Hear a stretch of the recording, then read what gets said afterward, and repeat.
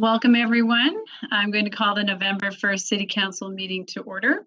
Due to the Governor's Proclamation 20-28 relating to the COVID-19 emergency and open public meetings, this meeting is being held remotely. At this point, we'll take a moment to take roll call of the council members in attendance. So please say here when I call your name. Councilmember DeMichelle? Here.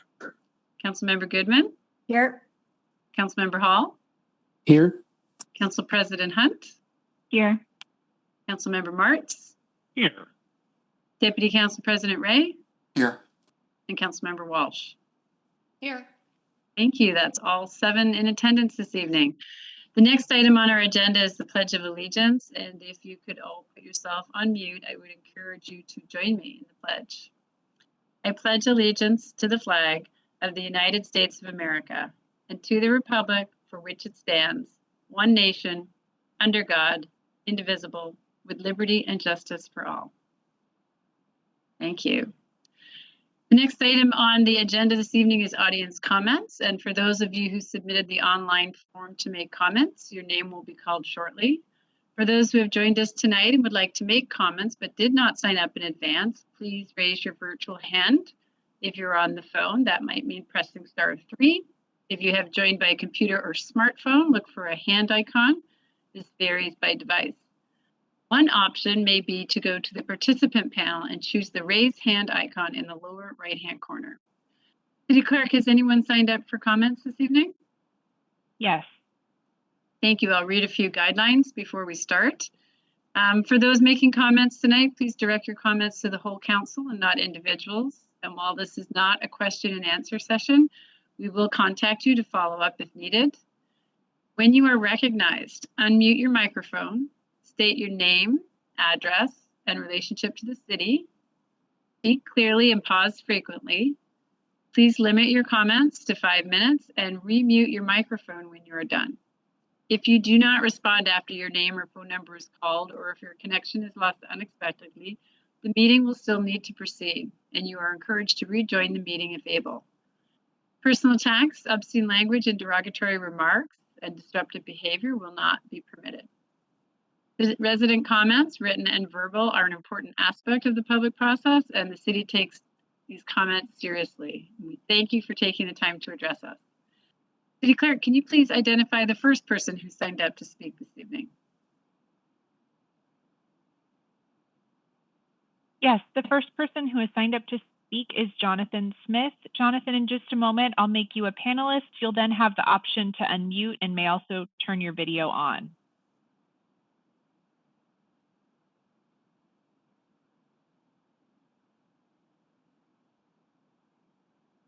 Have the floor.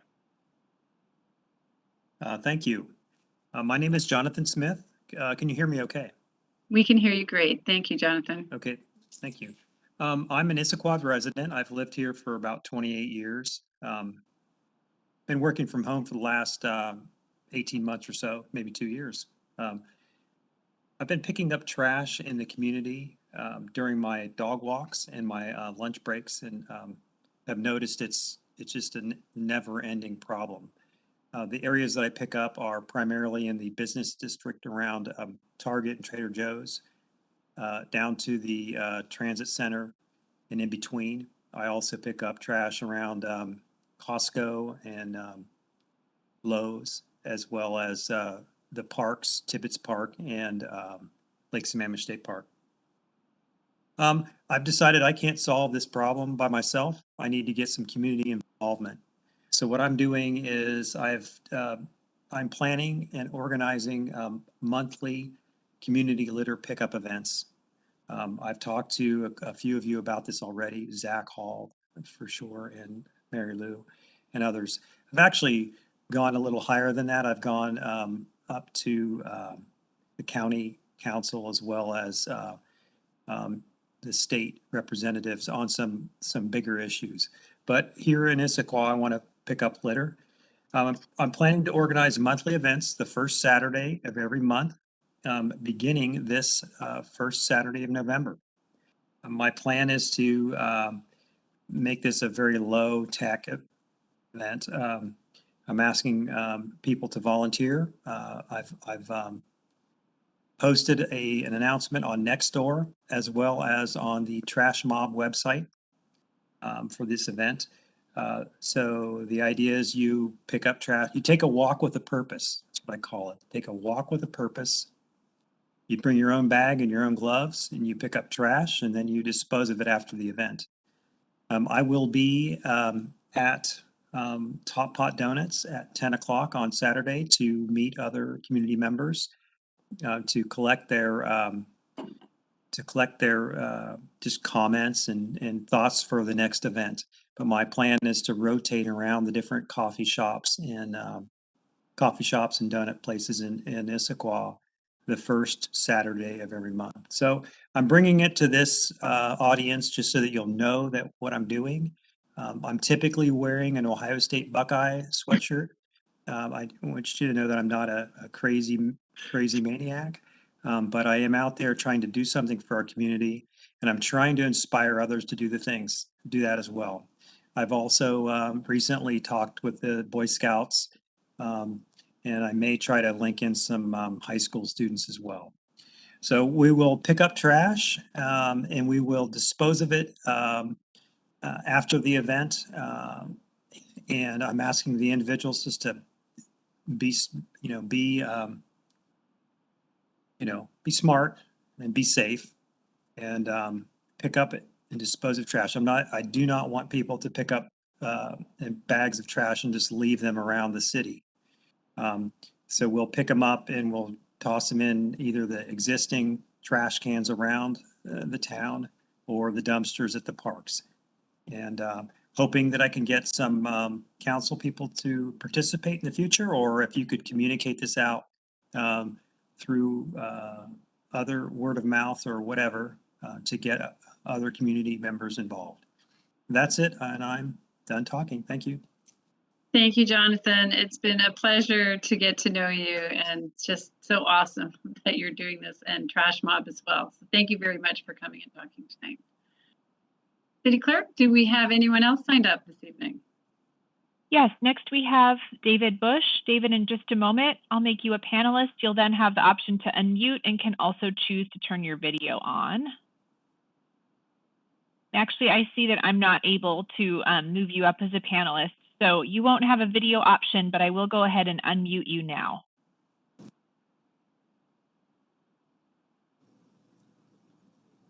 David, you have the floor. Can you hear me? Yes. Okay. I'm David Bush. I live at 985 Mountain Park Boulevard. I've been a resident of Issaquah going on 30 years next March. I also serve as a commissioner on the Civil Service Commission. I was most disappointed last week to learn that our former chief of police, Scott Beerbaum, has resigned, and learned that we currently have a temporary or a acting chief of police in Commander Schwann. The current city police department has a total of 37 civil service positions, including commanders, corporals, sergeants, and patrol officers. We currently have 8 vacancies in those positions: 2 commanders, 1 corporal, and 5 officers. As of Thursday, we will be losing 1 more corporal for a total of 9 vacancies. When I joined the civil service in 1999, and this goes back to when Dag Garrison was still the chief of police, there were 33 total officers in the Issaquah Police Department, including Dag, who was covered by civil service at the time. We currently have less than that in our police department as of today. And the Issaquah population has grown substantially since that time.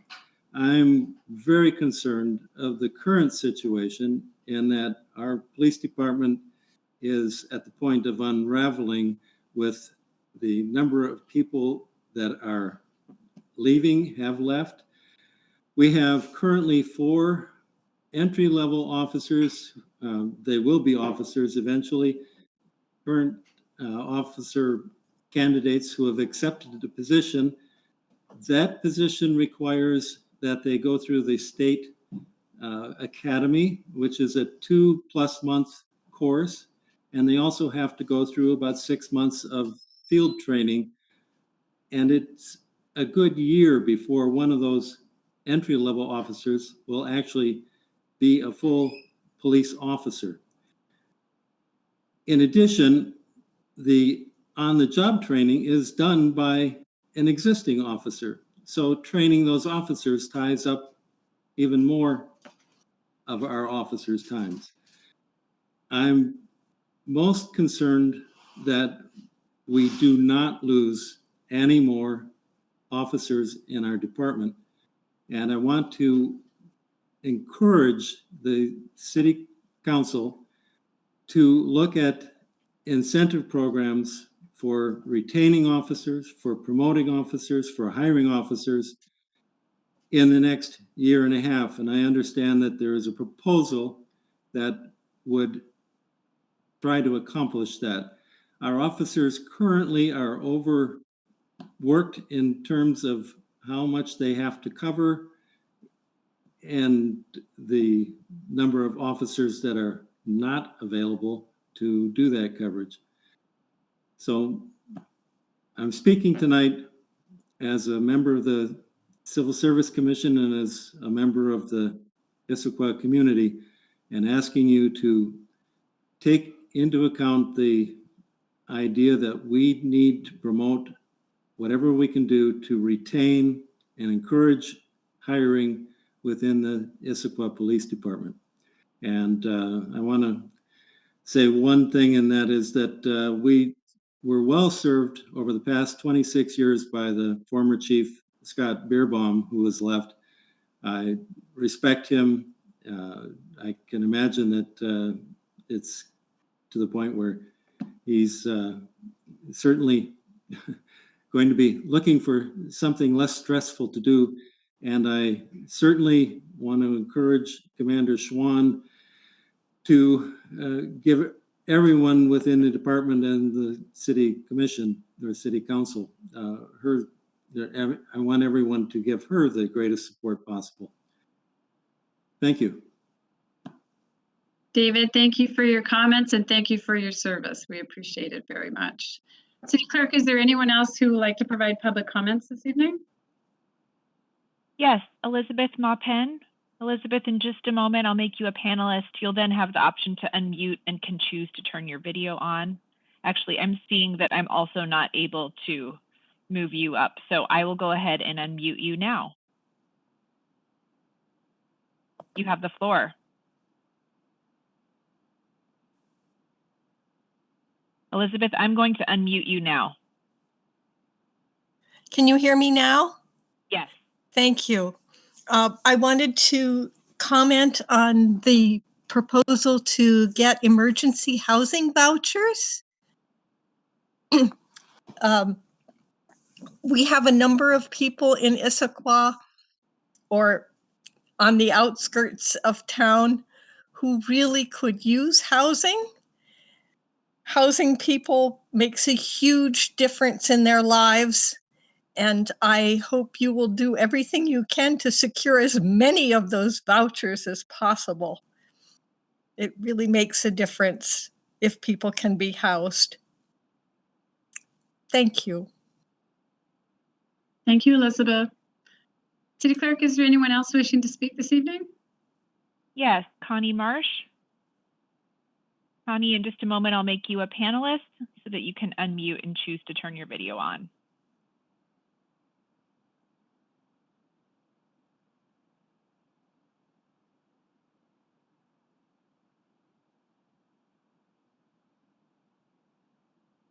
So I'm Connie Marsh and I live up on Squawk. And I suppose the first thing I want to say is, as exemplified by this meeting, the video sessions are fascinating because they're uneven.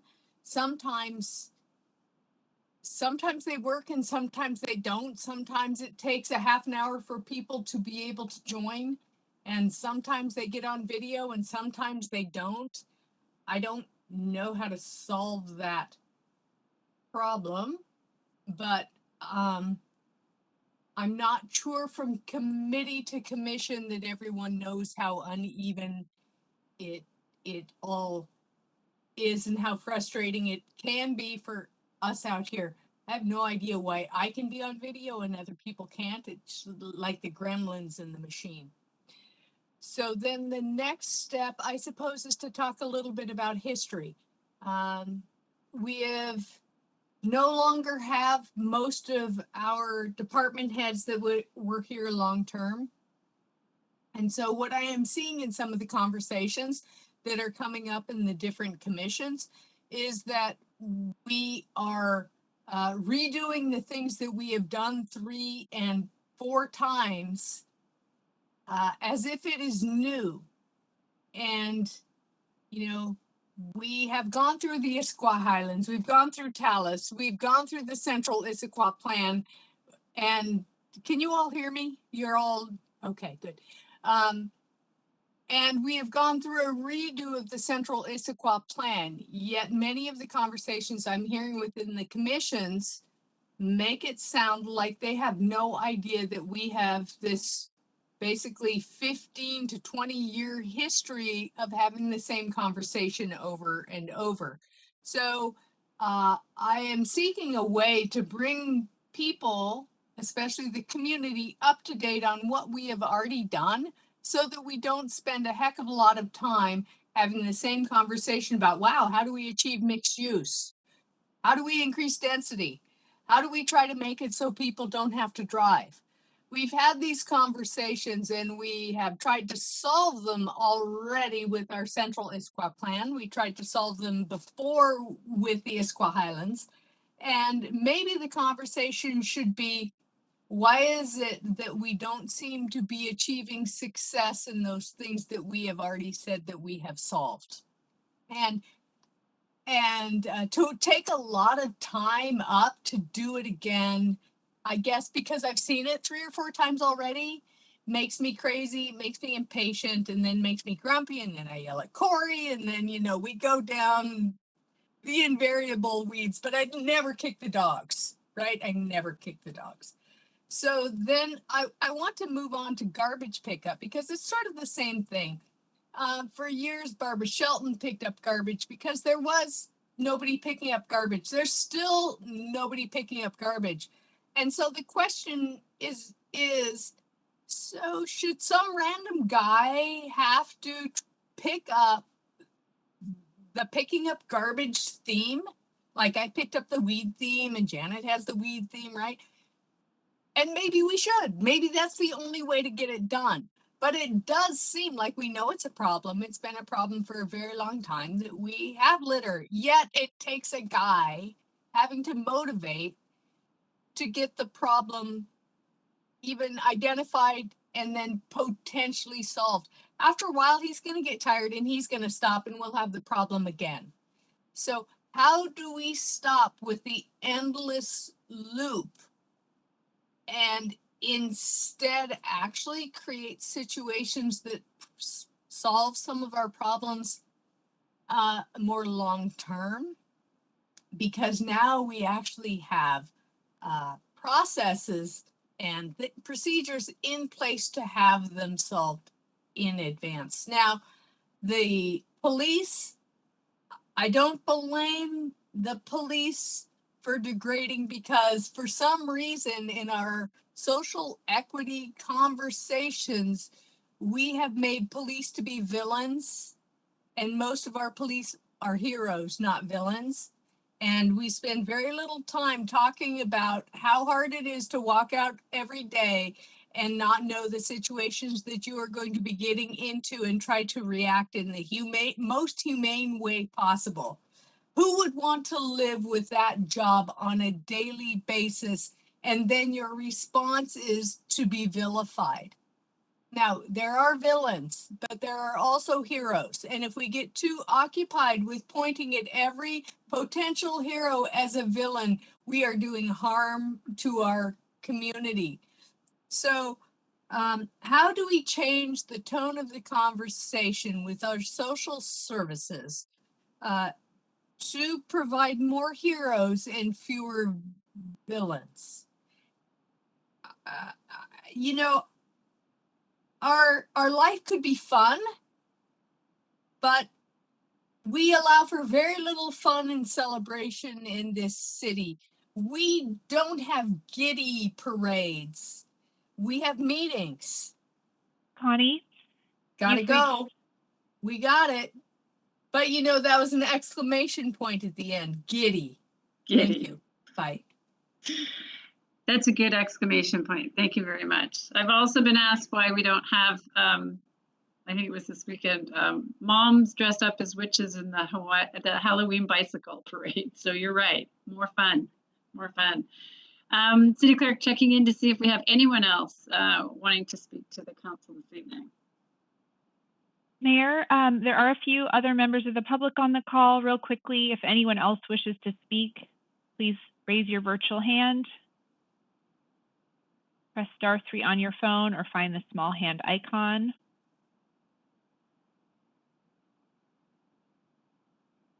And it doesn't appear that anyone else wishes to speak. Great. Well, thank you very much to those that did come in and speak tonight. We heard a couple people talk about volunteers and picking up trash in Issaquah. We also heard about, let me get my notes in order, concerns over levels of staffing in the police department and looking and in favor comments of proposals for incentives for retention and recruitment, as well as resolving the conflicts between some of our social servicing messaging and our policing messaging that's out in the community. We also heard residents speak in favor of emergency housing voucher proposals and comments about how video sessions can create some unequal levels of participation, that changes in leadership in the city means we sometimes lose our story and we have to present our history back over again. So how do we bring people up to date? Thank you very much for all of those that came in and spoke this evening. As a reminder, for those who would like to contact their council and their mayor, you can always send in your comments to citycouncil@issaquah.gov. And I want to check in now with Council President Hunt to see if there were any emails or comments to summarize that council may have received on tonight's agenda topics. Thank you, Mayor Polly. We did receive an email, and I have been summarizing emailed comments that we received that specifically reference agenda items on our agendas. So for this evening, we received an email that referenced multiple items on our agenda, including comments on AB 8251, which is regarding performance measures. And this resident commented with concern about the measure for how long it takes a personal vehicle to travel city end to end, and commented that they thought the city should be measuring things that it can directly influence and should focus on those things, which was the reason for the concern with that metric. Then also multiple comments on the proposed 2022 budget, levy, and revenue sources, of which we have several agenda items related to this evening, including AB 8199, AB 8247, and AB 8231. This resident was in favor of the 1% property tax increase as presented and in favor of the utility tax for the Sammamish Plateau Water District customers as presented in that ordinance. And then had additional comments on the community planning and development fees, but did agree with the increase there. And that concludes comments that specifically reference items on our agenda this evening. Thank you. Thank you, Council President Hunt. We'll move on to our regional and hard time with my cursor this evening, our committee and regional reports, and we'll start off with Councilmember Hall. Thank you. This is Councilmember Zach Hall. Just a quick update with my Growth Management Planning Council Affordable Housing Committee hat on. At our last City Council meeting, I briefly walked through the committee's draft legislative agenda for the 2022 legislative session. And I also mentioned that I'd bring this up again at today's meeting. So during good of the order today, my plan is to run through that draft agenda briefly again to see if there's any feedback or questions from council or the administration. And Tisha stands at the ready to share her screen with those draft priorities as well if you'd like to walk through them on the screen. So stay tuned for that. Thanks. Thank you, Councilmember Hall. Councilmember DiMichele. Thank you, Mayor Polly. I have no report this evening. Eastside Human Services Forum is holding committee meetings on Wednesday afternoon and Thursday morning, and the Healthier Here Governing Board will meet this coming Thursday afternoon. And that concludes my report. Thank you. Next up is Councilmember Walsh. Thank you, Mayor Polly. This is Councilmember Walsh, and I have no report this evening. Thank you. Councilmember Goodman.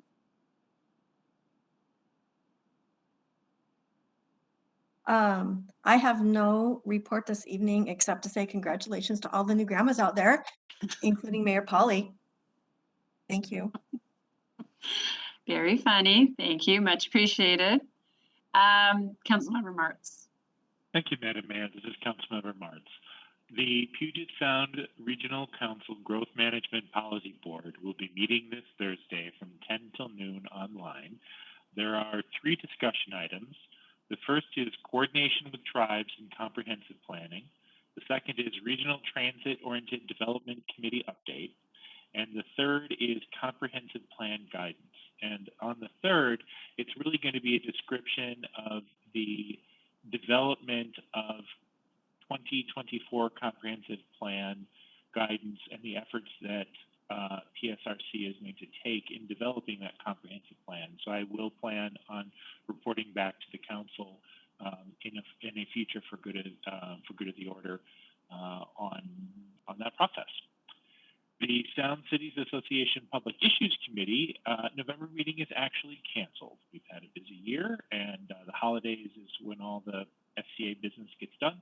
So chose not to have a November SCA PIC meeting. This concludes my report. Thank you, Councilmember Mertz. Deputy Council President Ray. Thank you, Mayor Polly. This is Chris Ray. I have no report this evening. Thank you. And Council President Hunt. Thank you, Madam Mayor. I have 2 reports this evening. On October 28th, the Title 18 Ad Hoc Committee met. This is the ad hoc committee of council members that meets with staff to discuss Title 18, which is our municipal land use code update process. And in this meeting, we discussed the scope of the work in the Title 18 Ad Hoc Committee. I believe that Councilmember Goodman would like to discuss this more at good of the order this evening. We also reviewed materials going to the Planning Policy Commission this week, and those include materials regarding the transfer of development rights, the landmarks and archaeology parts of Title 18, as well as affordable housing. And that committee has been meeting every 2 weeks, so there will be a meeting 2 weeks from October 28th. Also on October 19th, the leadership of this council met with the leadership of the Issaquah School District Board.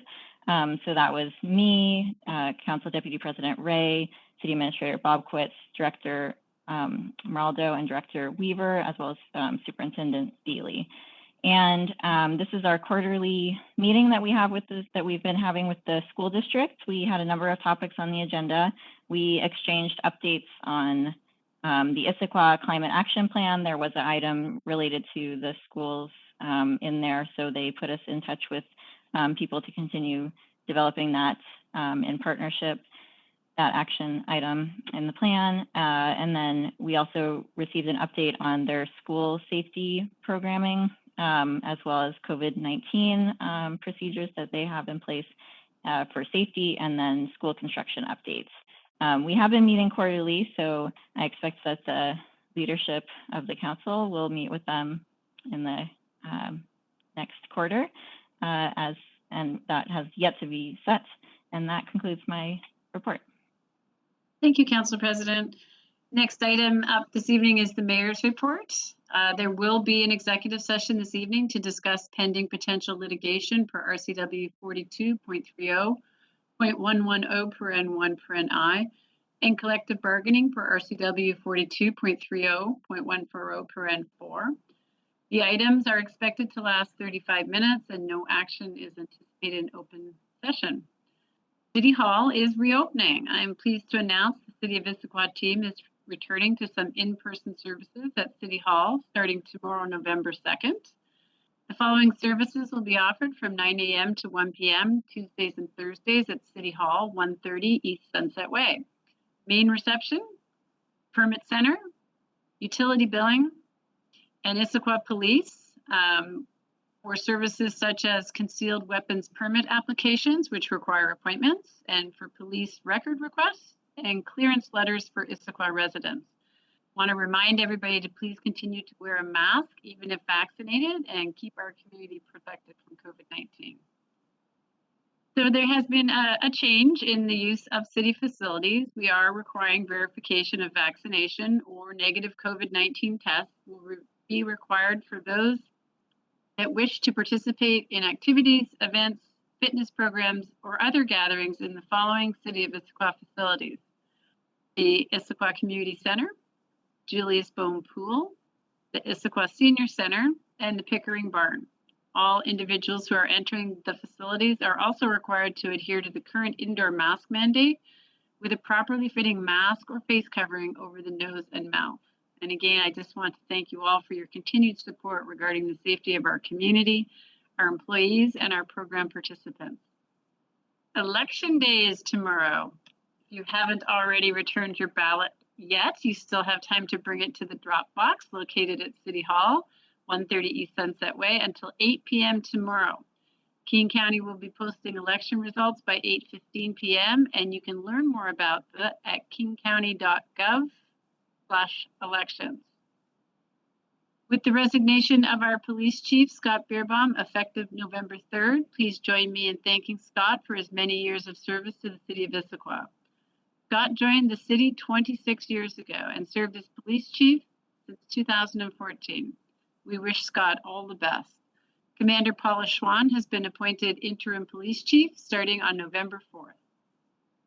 The Capital Finance Community Task Force last met on October 19th to discuss infrastructure priorities across Issaquah's needs in transportation, parks and trails, and facilities. The task force will continue to develop its recommendations on priorities at the next meeting tomorrow, November 2nd at 6 p.m. The new Equity Board will hold its first meeting November 3rd at 6 p.m. I'm excited to see board members get to know each other, receive core orientation and training, and begin efforts towards its work plan. And we also have some upcoming community events. Dia de los Muertos, Day of the Dead, from 5 to 8 p.m. November 2nd at the Issaquah Community Center. There will be crafts, games, music, and Mexican food available for purchase. And I want to thank the Issaquah Cultural Circle for organizing this event.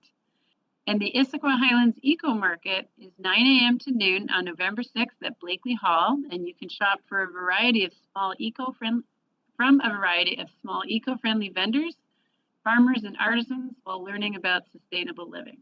And that concludes the mayor's report. The next item on our agenda this evening is the consent calendar, and it was distributed to council in advance. And if authorized, the items on the consent calendar will be considered together and approved by one motion. Councilmember DiMichele, do you have a statement you'd like to make before we go? I do. Thank you, Mayor Polly. I would like to state for the record that I am currently employed with an entity that is included in the city's Payables Influence the Choice. I currently fill the role of temporary executive director of Influence the Choice. The city serves as a fiscal agent for this agency in the disbursement of a federal grant. Grant funds are being dispersed under this month's accounts payable. I have asked for advice from the city attorney as to whether this warrants a conflict of interest, and I have been informed that I am not legally required to be excused from voting, as the city is carrying out a decision that was previously made by the council.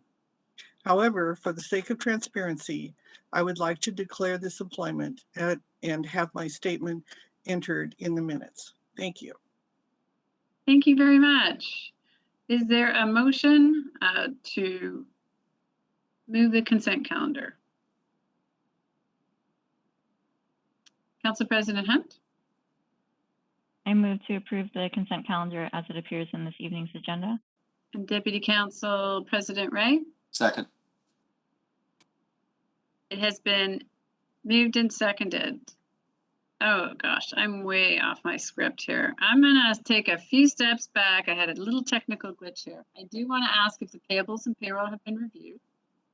They have. Thank you very much. I also want to ask if anybody would like to remove any items from the consent calendar and consider it under regular business, and I will give the chat a look for a couple of seconds to see if anything comes up. Okay, and it has been moved and seconded to approve the consent calendar, and I'd like the city clerk to please call the roll. Starting with Councilmember Walsh, Aye. Councilmember DiMichele, Aye. Councilmember Goodman, Aye. Councilmember Hall, Aye. Council President Hunt, Aye. Councilmember Martz, Aye. Deputy Council President Ray. Aye. That's 7 ayes, 0 nays. Thank you, City Clerk. That passes unanimously. The next item of business for this evening is under regular business. This is AB 8282, the King County Regional Homelessness Authority Agreement for Housing Vouchers. And the action before council this evening is for authorization. I'd like to invite Human Services Manager Monica Negrilla to present this item. Monica, welcome. Good evening, Mayor Polly and members of the council. Thank you so much for having me. And this is Monica Negrilla in Human Services.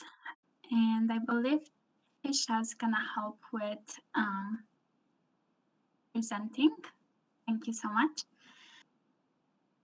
So tonight we are here with a brief presentation, hopefully and the request that we hope can help our most vulnerable community members.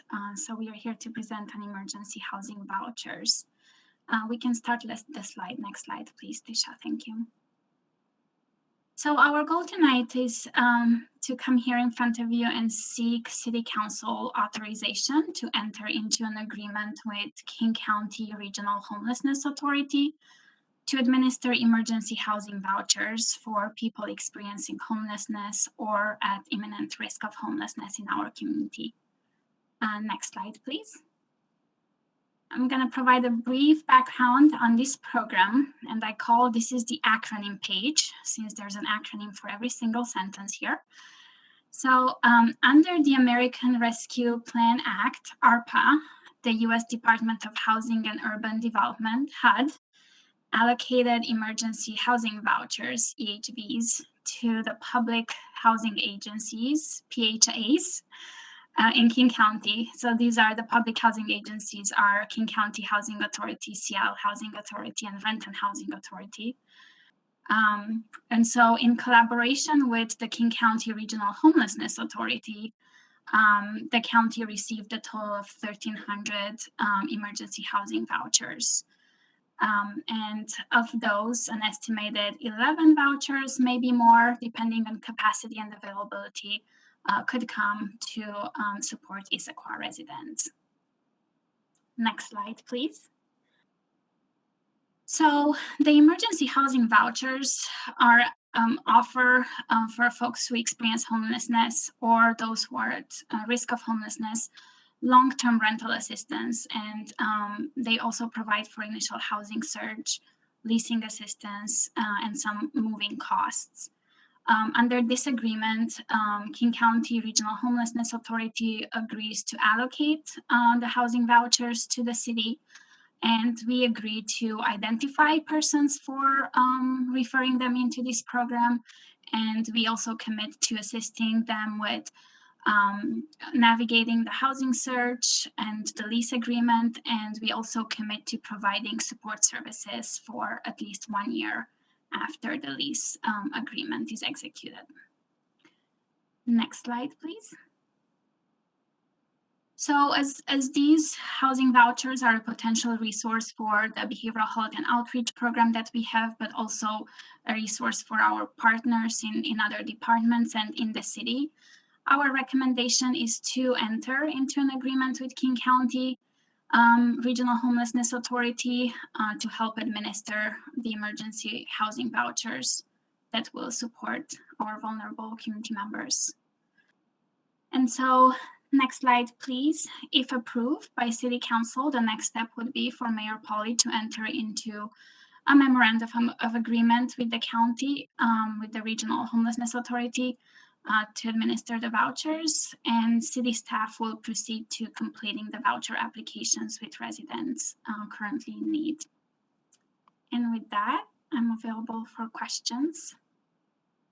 Any? Thank you, Monica, and thank you for all your work on this. If there are any questions, could you please indicate in the chat? Give it a few seconds.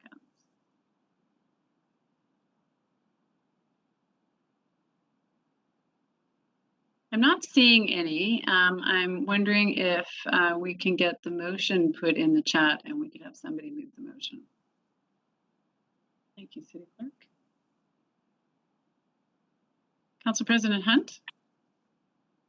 Thank you. I move to authorize the mayor to enter into an agreement with King County Regional Homelessness Authority, KCRHA, to administer 10 emergency housing vouchers, EHV, that will support people experiencing or at imminent risk of homelessness. Thank you. Deputy Council President Ray. Second. It has been moved and seconded. If you would like to discuss, please indicate in the chat.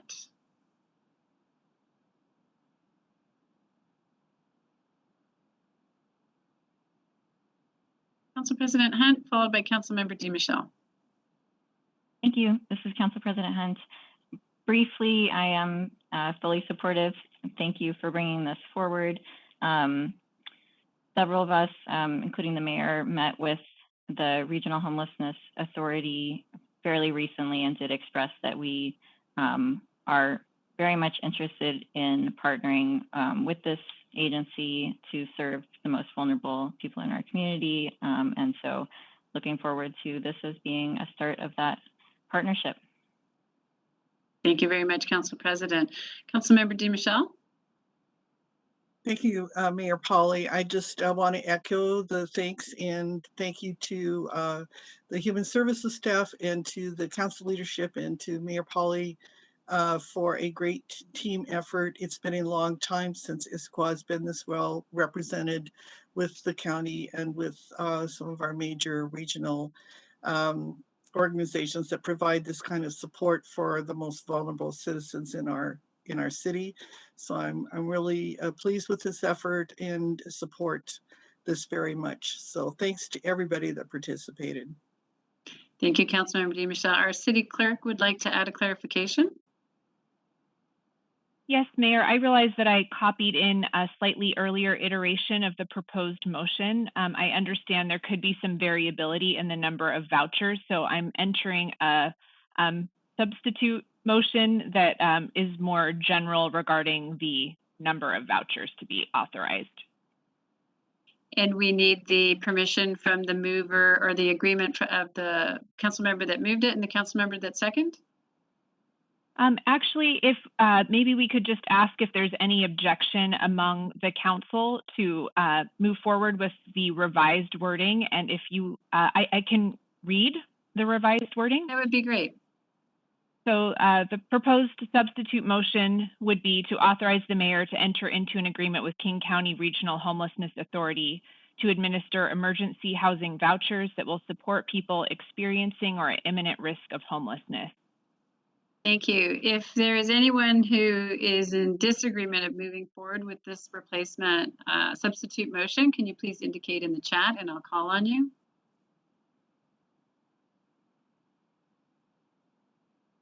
And I am not seeing any opposition. So City Clerk, thank you for reading the substitute motion. Would you like to call the roll? And Mayor, just to clarify, there was no further debate.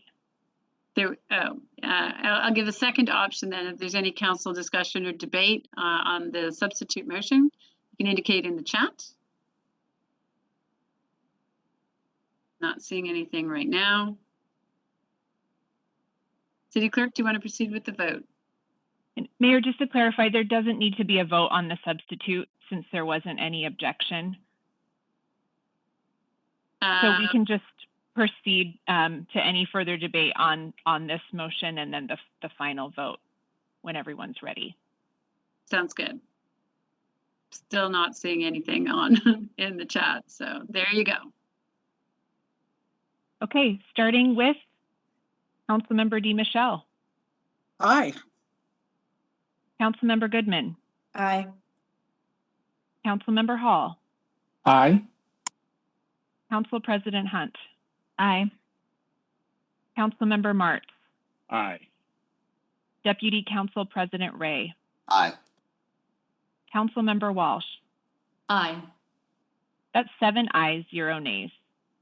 Thank you, City Clerk. That passes unanimously. Thank you, Monica. Our next item of business this evening is AB 8199, the proposed 2022 budget levy and revenue sources. And the question before council tonight is to adopt this ordinance. The item was last before council for a public hearing at the October 4th council meeting. The presentation on this item will also encompass the next 2 regular business items related to the city's 2022 revenue sources, which is AB 8231 and AB 8247. And I'd like to invite Interim Finance Director Autumn Monahan to present this item. Autumn, welcome. Thank you, Mayor Polly. I'll share my screen. Does that look okay? It looks very good, thanks. Great, thank you. Again, my name is Autumn Monahan. I'm serving as Interim Finance Director. Tonight, there are 3 ordinances concerning revenues for your consideration. All 3 were introduced and presented at the October 4th public hearing, and tonight we're requesting action. For brevity, all 3 agenda bills will be covered in this one presentation. First up, a property tax overview. Property tax represents 17% of the general fund, represented by the blue area on this chart. State law allows jurisdictions to increase property tax annually by up to 1%, or the implicit price deflator, which is a measure of inflation, whichever is lower, plus the value of new construction. For 2022, the IPD is 3.86%, so the limit is 1%. The value of this 1% is about $98,000, which is included in the mayor's 2022 proposed budget. There are also 2 other ABs on your agenda tonight. The first is Agenda Bill 8231, which would also increase CBD fees by 5% to reflect inflation. While these changes can be made administratively, council action is needed to formally update the fee tables in the Issaquah Municipal Code. This will help avoid any confusion for permit applicants, as the codified fees will be reflected in the administrative adjustments. The increase to these fees enables permit revenues to track with increasing labor costs and would generate about $183,000 in revenue. And finally, utility tax. The city charges utility taxes on several utilities, including electricity, natural gas, telephone, and more, for the use of city infrastructure like our right-of-way. These taxes are then passed on to customers. In 2019, the City Council adopted a 3% tax for water and sewer, which we then pass on to our utility customers, and that supports the general fund. There are some residents of Issaquah, however, who are not our water and sewer customers, but are instead served by Sammamish Plateau Water District. In 2020, a state Supreme Court ruling confirmed that cities can impose taxes on water and sewer districts.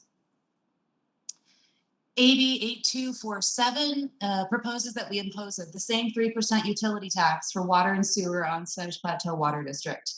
The district has about 1,100 water customers in our city limits, with about 800 also receiving sewer services. In 2020, the district collected about $5.6 million in revenues from these customers. So if the proposed utility tax started on January 1st of 2022, the estimated new ongoing revenues for the general fund would be about $167,000. This action would also ensure that we're treating the 2 utilities, the city and the district, which offer the same services equally. And since the district will likely pass on this cost to its customers, it also ensures that we're treating all Issaquah residents equally. So in summary, our recommendation is adoption of these 3 ordinances, and we're here to answer any questions. Thank you, Autumn. I am looking at the chat to see if there are any questions on any of the 3 ABs.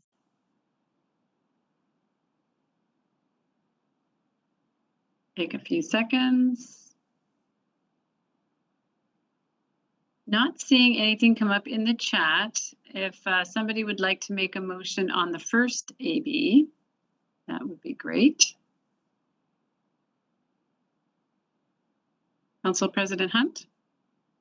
Thank you. I move to adopt ordinance number 2956, levying property taxes for the city of Issaquah for the fiscal year commencing January 1st, 2022, on all property, both real and personal, in said city, which is subject to taxation for the purpose of paying sufficient revenue to carry on the services of the said city for the ensuing year as required by law. Thank you, Council President Hunt. Deputy Council President Wright. Second. It's been moved and seconded. Is there any discussion on this first motion? Again, I'll just keep my eye on the chat. It does not look like there is. City Clerk, would you like to do the roll call vote? Yes, starting with Councilmember Goodman, Aye. Councilmember Hall, Aye. Council President Hunt, Aye. Councilmember Martz, Aye. Deputy Council President Ray, Aye. Councilmember Walsh, Aye. Councilmember DeMichelle. Aye. That's 7 ayes, 0 nays. Thank you. That first motion passes unanimously. The next one that we'll be looking at is for AB 8247, the revenue sources related to utility tax for Sammamish Plateau Water District customers. Are there any questions on that? And wait another second. I see I have somebody ready to move it, but I'll wait to see if there's any more questions. Any questions? Okay, Council President Hunt. Thank you. I move to adopt ordinance number 2957, amending chapter 5.32 of the Issaquah Municipal Code relating to the utility business and occupation tax for water and sewer utilities, providing for referendum and establishing an effective date. And Deputy Council President Ray? Second. It's been moved and seconded. Is there any discussion? Again, just keeping my eye on the chat box. Council President Hunt for comment. Thank you. I will just comment generally on these revenue sources that we have had multiple touches, and I am supportive of this one. And one of the reasons why is, as Interim Finance Director Monahan pointed out, this allows us to treat residents across the city equally. So I will be in support. Thank you. Thank you, Council President. Not seeing any others wishing to comment at this time, and it has been moved and seconded. City Clerk, do you want to do a roll call vote? Yes, starting with Councilmember Hall, Aye. Council President Hunt, Aye. Councilmember Martz, Aye. Deputy Council President Ray, Aye. Councilmember Walsh, Aye. Councilmember DeMichelle, Aye. Councilmember Goodman. Aye. That's 7 ayes, 0 nays. Thank you, City Clerk. That passes unanimously. And the third one on proposed revenue sources is amending community planning and development fees. Does the council have any questions on this motion?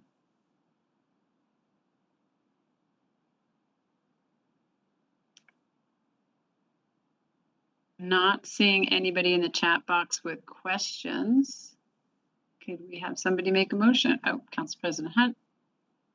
I move to adopt ordinance number 2958, amending chapter 3.64 and section 109 of chapter 16.04 of the Issaquah Municipal Code to apply a cost of living increase to the city's land use and site work permit fees, building, plumbing, and mechanical fees, and additional fees for inspections, plan review, and other related services. Amending subsection 107.3.1 of chapter 16.04 of the Issaquah Municipal Code to clarify the application of fees related to the use of consultants, providing for severability and establishing an effective date of January 1st, 2022. Deputy Council President Ray? Second. Been moved and seconded. Is there any council discussion? Again, please indicate in the chat.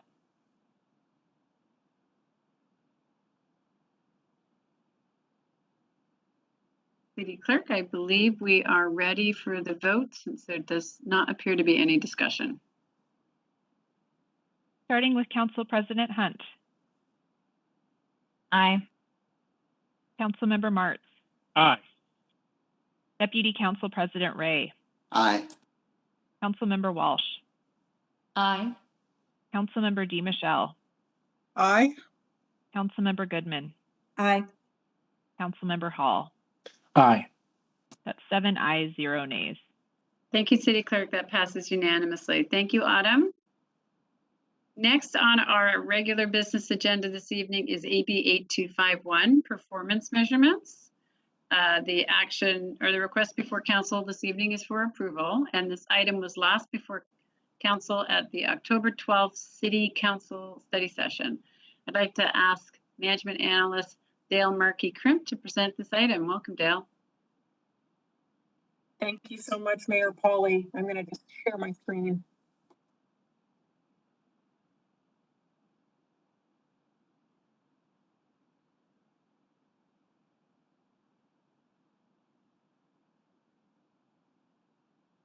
Are you able to see my full screen or are you seeing the notes?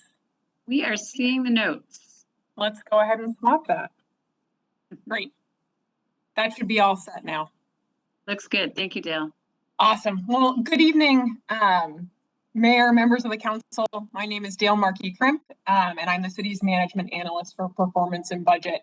And I'm just grateful to be back here this evening to revisit our conversation from October 12th and lay out the proposed 2022 citywide performance measures for approval. The purpose of our time together tonight is twofold.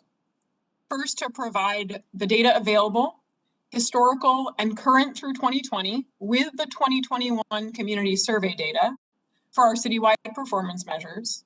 And second, to seek City Council approval of the updated citywide performance measures with minor changes to the original slate.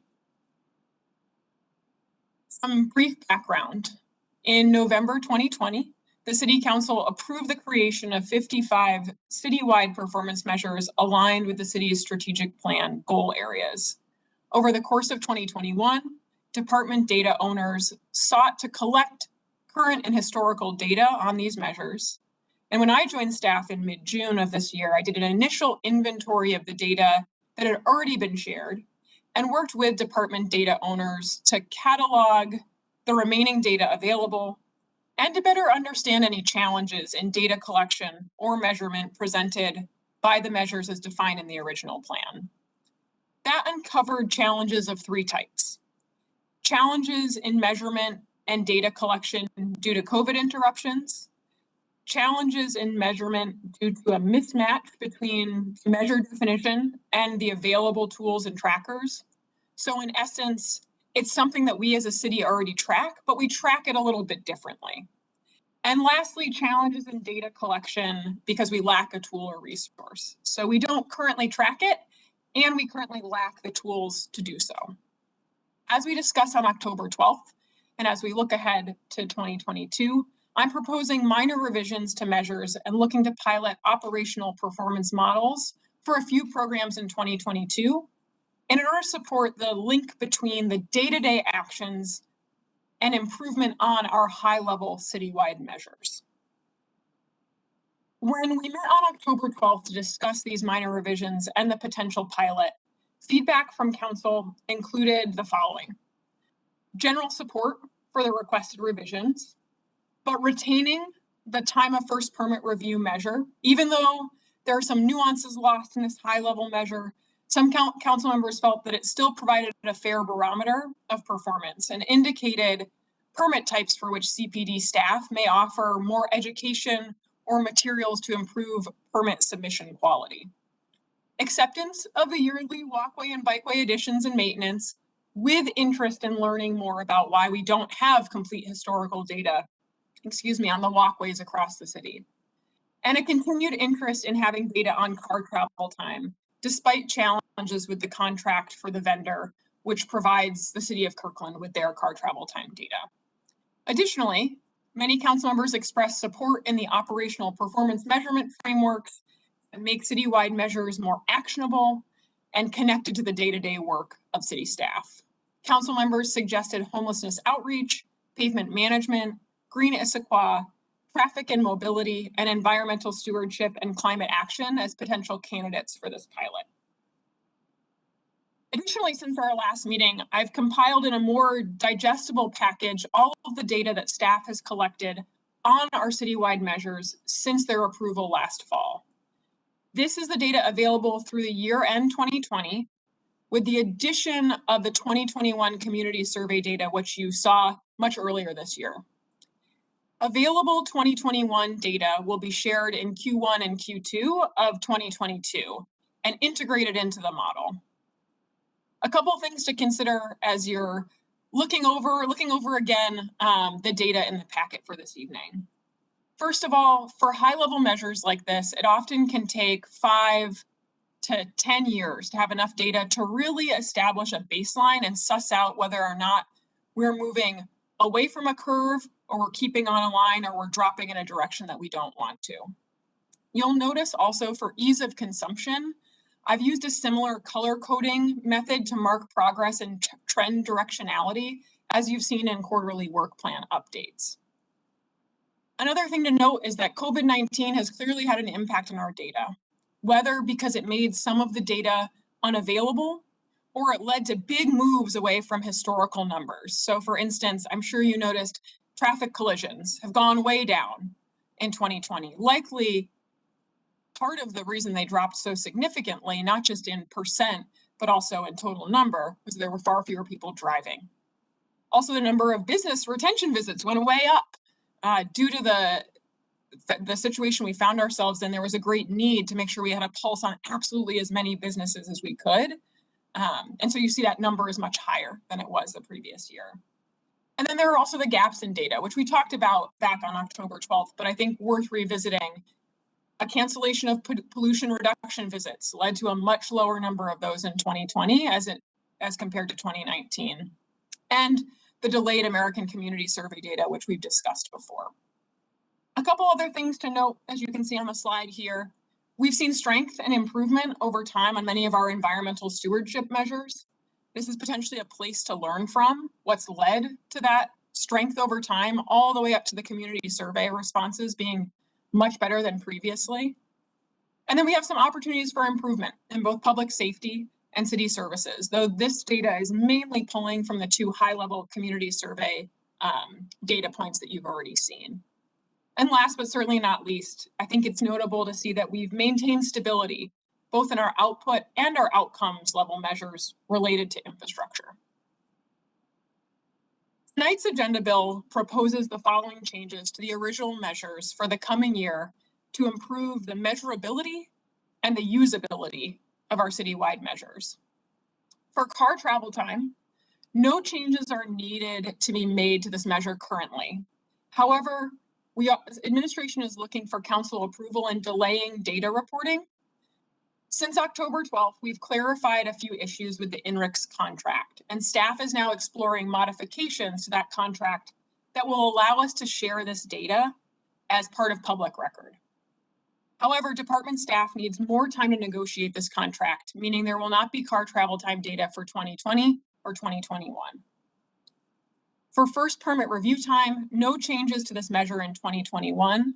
But staff is seeking council approval to research and report additional information as part of this measure in 2022 to provide a more complete story of what's leading to longer processing times for some permits.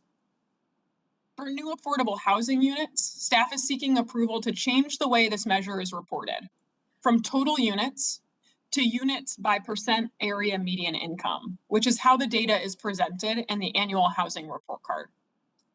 For number of CPD decisions appealed and lost, staff is seeking approval to remove this measure as it's not representative of staff service quality or customer satisfaction with surveys. And both of those measures are being measured by other measures that we already have in our citywide measures. It's also not a measure that can be influenced by CPD staff actions or activities. And lastly, for linear feet of walkways, Staff is seeking City Council decision to either continue gathering data on only annual constructed and maintained linear feet of walkway, or to approve additional funding to support a survey of total walkway across the city. A little bit more on that. So direction is specifically needed on this fifth measure. For this decision, Council might consider what information it's hoping to gather from this measure: department staff productivity and efficiency, or city walkability. And it currently lives within our mobility measures, which leans more towards city walkability. Yearly walkway constructed and maintained, which is what we currently have, the data we currently have in the system we currently use, provides insight on how efficiently and productively we're adding walkway. We don't currently have a goal for this measure, but we could benchmark against other cities in the region or across the country. Option 2, modifying the measure to be total linear feet of citywide walkway and approving funding to add this to an upcoming public works survey, would provide us with a total number, similar to how we have a total number of acres of parks and open space, which could then be understood in relationship to other metrics, such as population, or could be understood in comparison to something like linear miles of roadway, and thinking about walkability versus drivability and bikeability. Additionally, following up on our October 12th discussion of programmatic performance measurement, staff will pursue launching programmatic performance measurement aligned to our citywide measures for these 4 programs: homelessness outreach, community court, green Issaquah, and traffic and mobility.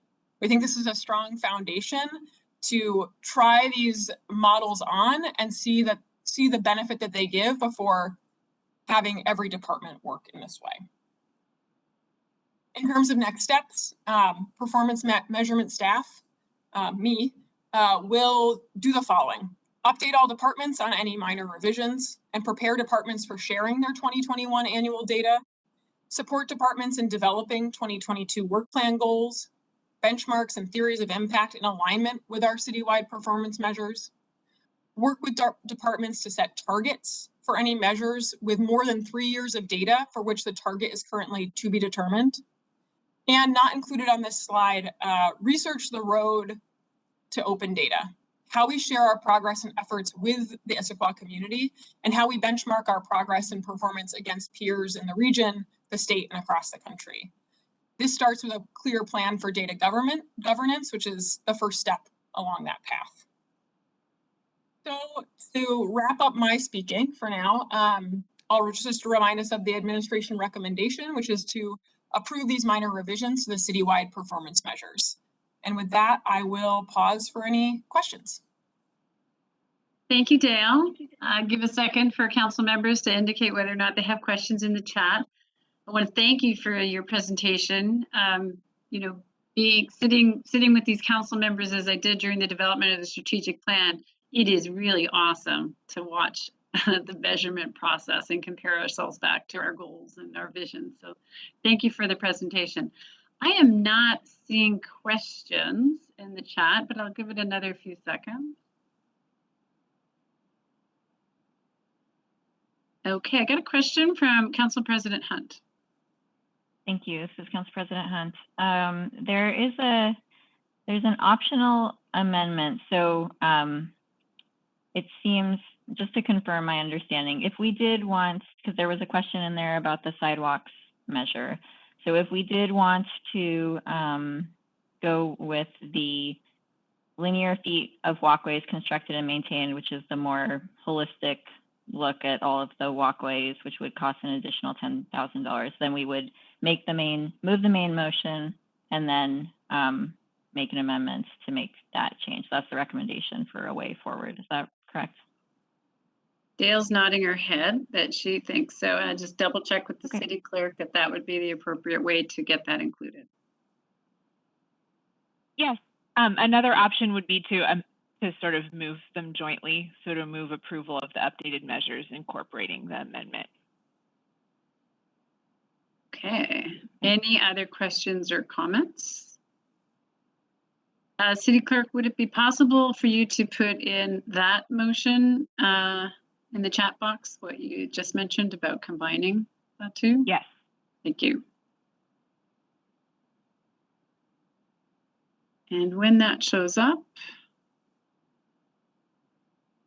we will get someone to move it.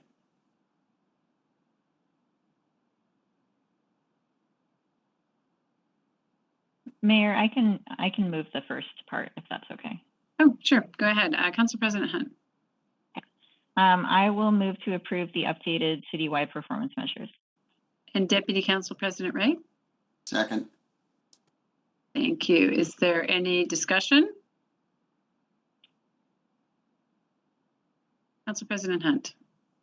Thank you. I am very happy to be considering this evening. I think it is a great step forward that we're going to have this data that will help us measure our progress in different areas. I think it'll be very useful in our decision making and policy making going forward. As far as the specifics, I am planning on moving the amendments for discussion because I think that warrants its own conversation. I also had one additional comment, which is regarding the traffic and mobility programmatic performance measurements, using that. I think it could potentially be a good topic for the Transportation Advisory Committee to consider as well, as it points out in the agenda bill. It says, as the city invests new resources in both technology and people power to address this issue, staff will work with this team to document a clear theory of impact and opportunities for high impact improvement. There's a lot of pieces to this. And so I think one additional resource could be the Transportation Advisory Board in that planning process. Otherwise, very supportive. And yeah, I will move the next piece, but first I'll give an opportunity in case anybody has comments on the main motion. Sounds great. I'm going to go to Deputy Council President Ray and then Councilmember Walsh and Martz. Thank you, Mayor Pauly. This is Chris Ray. Very briefly, I am really excited that we have a coherent set of performance measures. I'm very excited to see how we use them and make our city a more vibrant and livable place, and how we make our city government more effective. I am particularly excited about the idea of open data and making data readily available to people to explore as they see fit. And I'm also very excited about the notion of data governance and how we start to have people take ownership of the data that we have. So Dale, thank you. Nice job. Thank you. Councilmember Walsh. Thank you. This is Councilmember Walsh.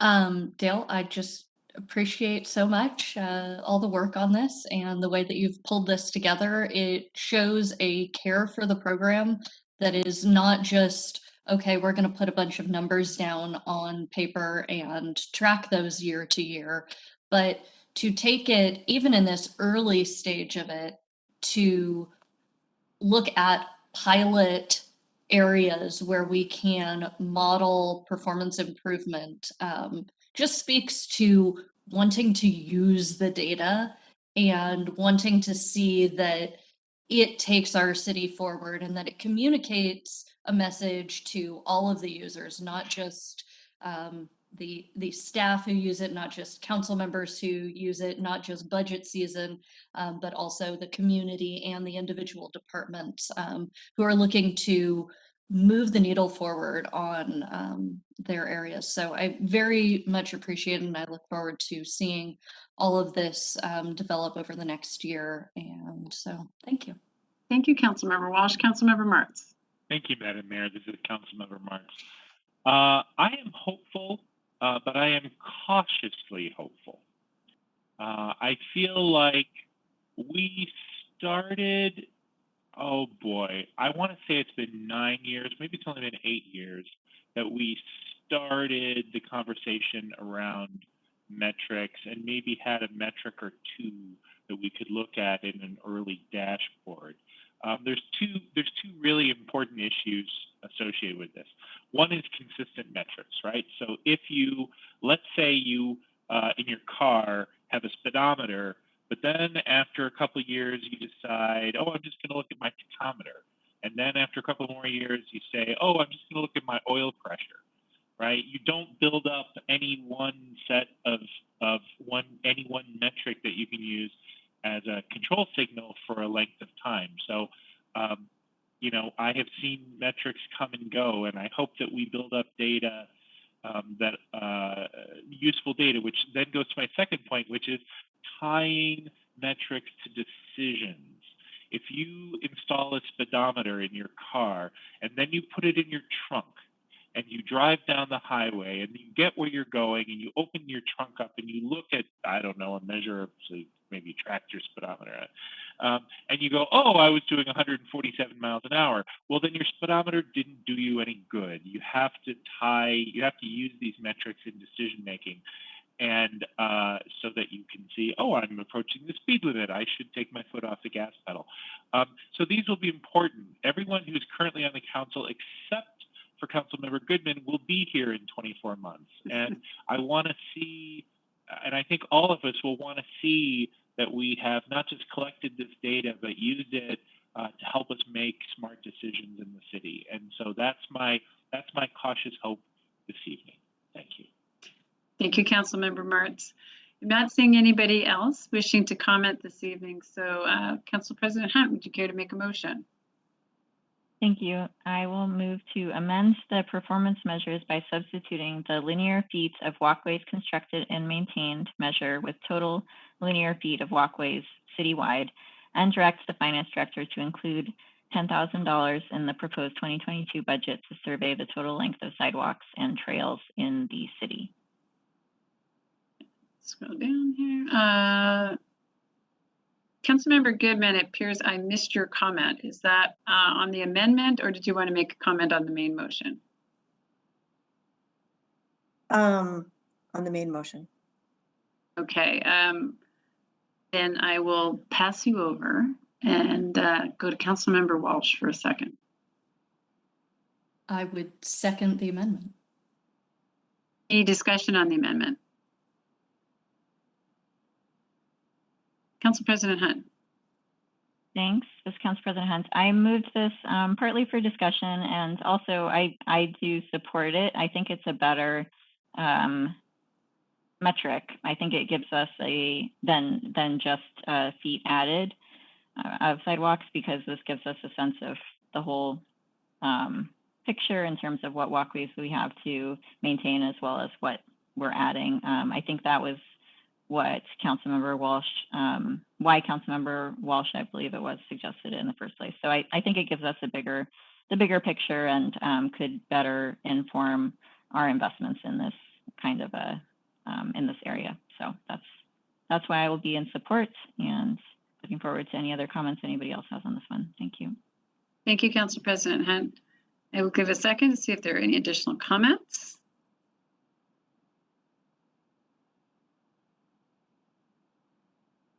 Not seeing any others, I will reread the amendment before the roll call vote. Amend the performance measures by substituting the linear feet of walkways constructed and maintained measure with total linear feet of walkways citywide, and direct the finance director to include $10,000 in the proposed 2022 budget to survey the total length of sidewalks and trails in the city. City Clerk? Starting with Councilmember Martz. Aye. Deputy Council President Ray. Aye. Councilmember Walsh. Aye. Councilmember DiMichele. Aye. Councilmember Goodman. Aye. Councilmember Hall. Aye. Council President Hunt. Aye. That's 7 ayes, 0 nays. Thank you. The amendment passes. I'm going to circle back with Councilmember Goodman about the main motion. Yeah, I just wanted two quick things. I've been very impressed with the work on this, so thank you to Dale for that. And second of all, although I won't be in this chair in 24 months, I anticipate still like being here, just to clarify. Thanks. Thank you, Councilmember Goodman. Now that there has been an amendment, it's a question for City Clerk, do we go back to, do we need to revise the original proposed motion? approve the updated citywide performance measures as amended? As amended works great. Okay, that is great. So for Council President Hunt, and I think it was Councilmember Walsh, is that change to the motion okay with both of you? Okay, so we are back to the main motion. I'm not seeing Council President Hunt. I think I caught you, didn't I already? Okay, great. So the main motion is to approve the updated citywide performance measures as amended, and I'll go to the city clerk for the roll call vote. Starting with Deputy Council President Ray. Aye. Councilmember Walsh. Aye. Councilmember DiMichele. Aye. Councilmember Goodman. Aye. Councilmember Hall. Aye. Council President Hunt. Aye. Councilmember Martz. Aye. That's 7 ayes, 0 nays. Thank you all. That passes unanimously. And thank you, Dale, for all your hard work on this. Next item, we are through with our regular business this evening and we're moving to good of the order. I think we have at least one item for good of the order. So as people chime in on the chat, I will just give a little update on some upcoming council meetings first. November 9th, there's a city council study session and potential agenda items include the 2021 comprehensive plan and zoning map amendments and the proposed 2022 budget final deliberations. November 15th has a regular city council meeting with potential agenda items including the 2022 budget final public hearing and adoption. And it looks like we have a couple of things for good of the order. Let's start with Councilmember Hall. Thank you, Councilmember Zach Hall here.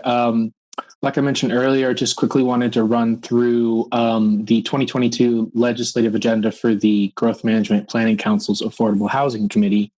So I wanted to ask the council, I guess just jump in if you think I should stop or if you feel like you've had enough time over the last week to go through it. Right now, what I'm going to do is just run through the high level kind of 3 tiers of priorities that they have, and then I'm going to speak to them a little bit. And if you want to get more in detail and see the actual thing on the screen, Tish, our city clerk, is ready to share that on her screen. So maybe if you could nod right now if you want us to share that on the screen while I'm going through it, that would be helpful.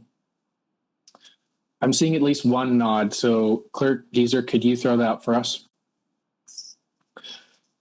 So again, asking for feedback or any questions you might have, the 3, and it's on the second page. The 3 overarching priorities of the committee are to increase capital resources for affordable housing, to support local jurisdictions planning for increasing affordable housing, and to support housing stability through tenant protections and COVID-19 recovery. So I think personally that this draft agenda aligns nicely with our city positions. It's also shorter than usual because we're heading into a supplemental legislative session in Olympia, which means there's not going to be as many big budget requests. It also includes language on supporting flexibility at the local level and providing additional funding for jurisdictions to update their comprehensive plans to support implementation of House Bill 1220, which was the bill that Shelley brought up to us last week that has to do with emergency shelters and housing through local planning and development regulations in our comprehensive plan. So I guess just opening it up to the floor now, if anyone has any concerns or questions or comments, feel free to put it in the chat. Otherwise, I'll just take silence as tacit support. Thank you, Councilmember Hall. And City Clerk Geezer, I think we can stop sharing. I don't see anybody adding into the chat right now. So thank you for sharing that. I think it's really great when you bring back these regional legislative agendas as well and talk about alignment with our own city priorities. That's really helpful. Thank you. Let's go to Councilmember Goodman for good of the order. Thank you, Mayor Polly. Councilmember Goodman here. As Council President had mentioned during her report out, I wanted to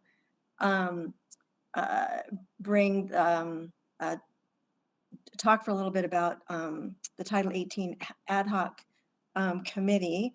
And I just have some questions about scope, and I think it's a good check-in point, given that we talked about this, what I'm going to talk about at our last ad hoc committee. As a brief reminder, just for council members and also for anybody who might be listening or watching this later, in late 2019, I think it was, we formed the Title 18 ad hoc committee, and on that ad hoc committee right now is me and Council President Hunt and Council Member Walsh. And the ad hoc committee's responsibility was planning and approaches to the land use update, and specifically, initially it was project to determine and help with project scope, stakeholders such as who they would be, public engagement plan, and the city council's review process. And then last March, the council expanded on that scope, and what we agreed to expand it to is this, to direct that committee to continue meeting on the planning phase of the project and expand its scope to include making recommendations on the policy decisions within the land use code update through project completion, and also to direct the committee to provide monthly reports to the city council, returning to council study sessions to receive feedback at quarterly intervals or more frequently as needed. So I'll come back to that expanded scope in a minute. For the past, I'm going to say few months, I think you'll recall that initially there was a little bumpy start with the PPC. There was a lot of material going to PPC, and it was a little bit rough. And so I'm just going to say staff, although it's Director Dollywall and a couple of staff members attended our ad hoc committee meeting, and we provided some feedback, and I'm going to let other people chime in with their recollection. Provided some feedback on ways that maybe it could help, PPC a little bit with those presentations. And what it evolved into in the past few months is the ad hoc committee reviewing the materials before they went to the PPC meetings, with the ad hoc committee just being asked to provide general feedback. And the feedback opportunities were not limited. We could provide feedback on whatever we wanted to. And so last week, before our ad hoc committee meeting, which was Thursday, I just started thinking about whether this was appropriate for the ad hoc committee to be providing that level of feedback, reviewing materials before they went to a commission. And so we had a discussion about it at ad hoc, and I'm concerned that that is beyond the scope of what the city council expected us to do.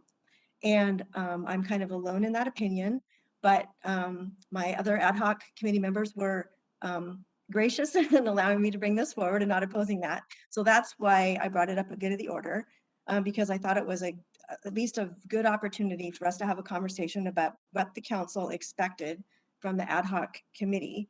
And back to the expansion. So again, the original scope was project scope, stakeholders, public engagement plan, and the city council review process. And we've worked a lot on the first three, not really much on the last one there, except for maybe schedule, and that's been a while now. And then it was expanded to include making recommendations on the policy decisions within the land use code. I don't remember exactly what the conversation was about last March when we talked about this. My sense is it would be recommendations to the full council when policy decisions come to the council, but not to be reviewing materials before they go to a committee. So anyway, that's why I'm bringing it up, and I'll let Council President Hunt and Council Member Walsh speak for themselves about how they feel, and other council members. I would appreciate if you would weigh in. And I don't have any particular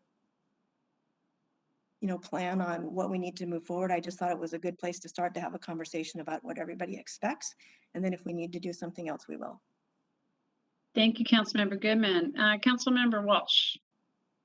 Thank you. This is Councilmember Walsh. I would be curious to hear what the other council members think about this. I think from my perspective, looking even at the original scope of work, it said it's proposed the city council establish an ad hoc committee to make recommendation on the planning and approach to the land use update. And so speaking on the planning and approach, and then also one of the bullet points underneath it, the public engagement plan, most of what we've been talking about in the last few sessions has been really about how we approach the Title 18 update within these commissions, whether or not the information that the staff is presenting is clear for these hardworking commissions and making sure that they have the information needed to provide effective feedback that's going to help us as council make a decision. So I not only feel like this is a very important and essential area of our work in order to make sure that the Title 18 update that council gets back to us is well thought through and well worked through. But I do believe it's within the scope of the original established motion on the ad hoc. But I would love to hear more from everyone else. Thanks, Councilmember Walsh. Council President Hunt. Thanks.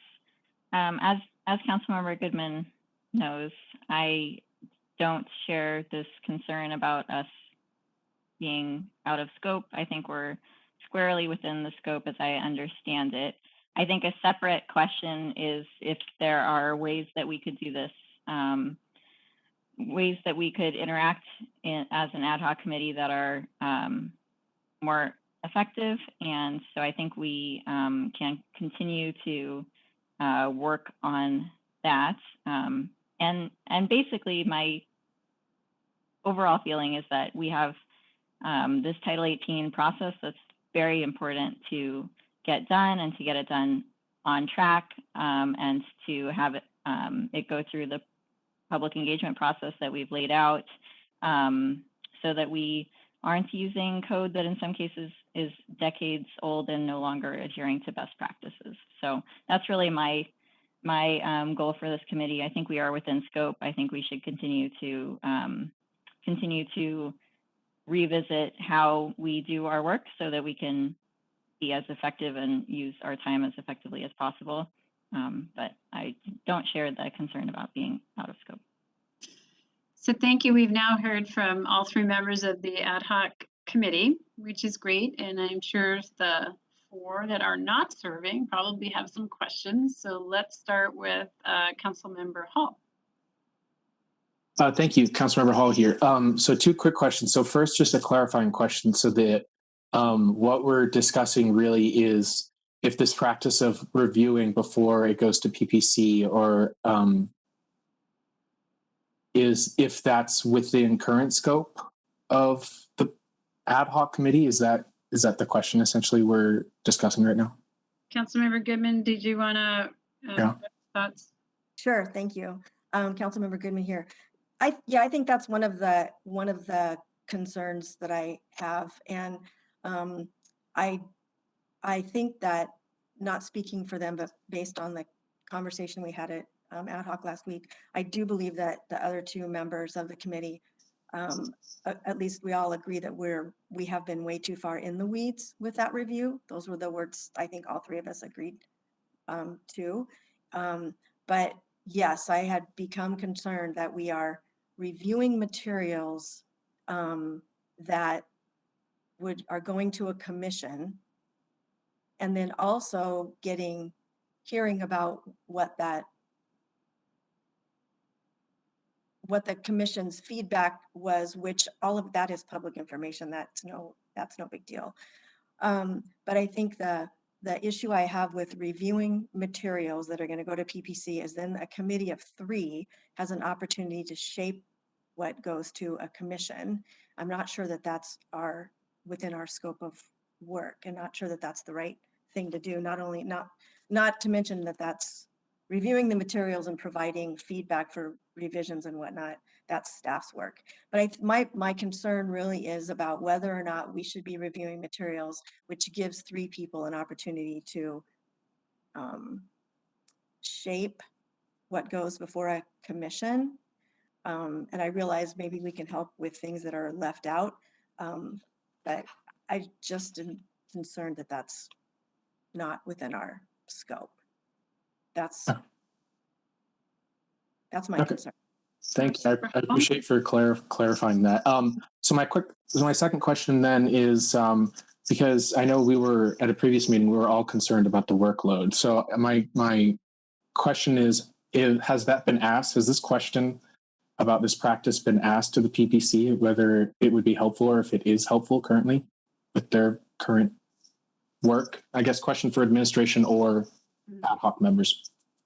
I think maybe City Administrator Bobkowitz might want to have staff address that one, if they have any thoughts on that. Yes, thank you, Madam Mayor, members of the council. I know that Director Dollywall is here, and I now see she's joined. Director Dollywall, do you want to speak to your thoughts on where the commissions are on this? Good evening, council members. Yeah, so, we haven't really asked the commissioners whether it's useful for them, for staff to go to the committee before we come to them. Of course, our focus is always to make sure we give the information to commission that is useful for them. So, but the exact question, I think if you're asking if the boards and commissions have an opinion on whether we're going to Title 18 ad hoc committee first, I don't think they know that, or we've asked that question of them at this point. Councilmember Hall, I'm going to stick with you and see if you have any other questions, because we have some others lined up as well. I'm okay for now. Thanks, Mayor Polly. I'll let the others make their comments. Okay, great. Let's go to, of course, I lost track. I think it is Deputy Council President Ray. Thank you, Mayor Polly, and thank you, council members, for the update on ad hoc. I have a kind of a little different bent on this discussion, so it's very timely. But if this committee has been in effect for 2 years, if it's meeting regularly, which it is this really an ad hoc committee at all? And there was a day not so very long ago when we used to have a committee of the council that dealt with the very complex issues that are around land use. And it was a standing committee so that it could deal with the thorny issues and the important and complex issues around land use. And I think we supplanted the function of that committee with this ad hoc. The Land and Shore Committee used to meet regularly, and it was televised, and it was YouTube, so that council members could look at the proceedings of the committee, something we can't do right now. So we have great confidence in you, and we appreciate the updates that the council president does at our council meetings, but we're not part or nor is the public part of the conversations that are going on. I think when we conceived this idea, it made some sense because we didn't expect this would be 2 years later and that the committee would be meeting every 2 weeks to move this process forward. So I guess I have kind of a different question to ask, and that is this the right tool, and are we providing the transparency and the visibility that we owe the public into the discussions that are going on? And then just from a purely council member perspective, I really can't go and ask you about, hey, what you guys talk about, because then we have a potential open meeting violation. So I have no visibility into the discussion. So I'm just going to put it out there and say we may have a different question we need to wrestle right here. Thank you, Deputy Council President Ray. There's a couple of questions buried in there. One is, I think you hit the nail on the head with what Councilmember Goodman was talking about, was what is the content of what is going on in ad hoc meeting, and is ad hoc sticking to the limited scope that she seems to, her interpretation of the scope is it should be this. It shouldn't be content of what is going necessarily to a board or commission. Our past practice was that, you know, things would come up through the board and commission process, show up at council on consent agenda and be forwarded to a committee. And so there wasn't opining on, you know, policy changes or policy direction. So it is different. And I think the other question there is for the city clerk. Ad hocs are defined in a certain way, and I don't necessarily know that it has a length of time, but let's get her to weigh in on it. It's definitely task specific. Get your task done. Here's your parameters for what the task is, and then you're done. So it depends on what you expect from the ad hoc. I think what I'm hearing from Councilmember Goodman is that it can't go as far as a committee used to go.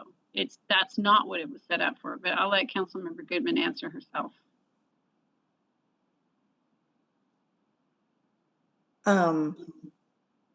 What was the question? I thought we had a question for city clerk. I didn't know there was a question for I me. think there's two. Is what Councilmember Ray, our Deputy Council President Race is saying about, is this committee work and should it be going to a committee? Is that what your issue is? And the second one was for the city clerk. Is this an appropriate use of an ad hoc, and are they staying within the scope of what an ad hoc can legally do? Well, so in answer to the first question, I think Council Deputy President Ray brings up a really good point. That wasn't my reason for bringing it forward, to see if maybe the time has come to make this a different kind of a committee that is subject to OPMA, which means it would be a public committee and people can come and listen to us and potentially participate. I think that's a really good question. But that is certainly, I can certainly see how that would be raised out of what I brought forward. And the second one, I don't know the answer to. That was for the city clerk. Yeah, I was going to ask the city clerk to weigh in. Tisha? Yes, so the council rules specify that the ad hoc committee will be convened for a specific time frame or duration. So the duration that was identified in the scope that was modified in March 2020 was through project completion. So in the case of the ad hoc committees we've had, this certainly would be the most longstanding, but there was some sort of time frame put on it in the scope. So from my perspective, it meets that requirement. To the second part of Deputy Council President Ray's question of where does this belong? Based on the scope of what the ad hoc has been assigned to do, which you have reviewed as city clerk, is this appropriate to be in an ad hoc committee, or is this committee work getting done in an ad hoc committee?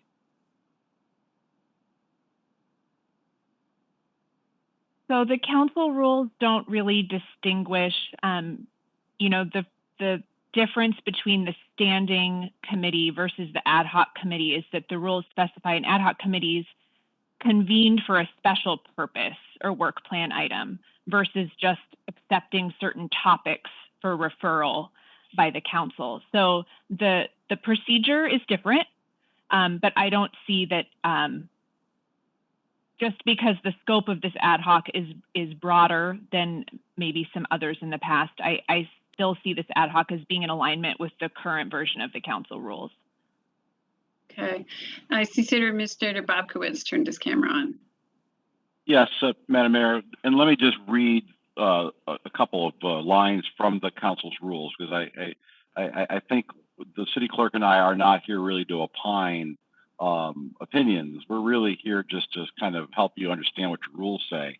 But it says under section 6.01A, the second sentence of that, ad hoc committee shall be convened to address work plan items that require special approach or emphasis. So I think that's this ad hoc is a textbook definition of that. It's a work plan item. There's certainly special approach and emphasis. So, I think that's a useful line to look at when you're deciding, does it fit or not?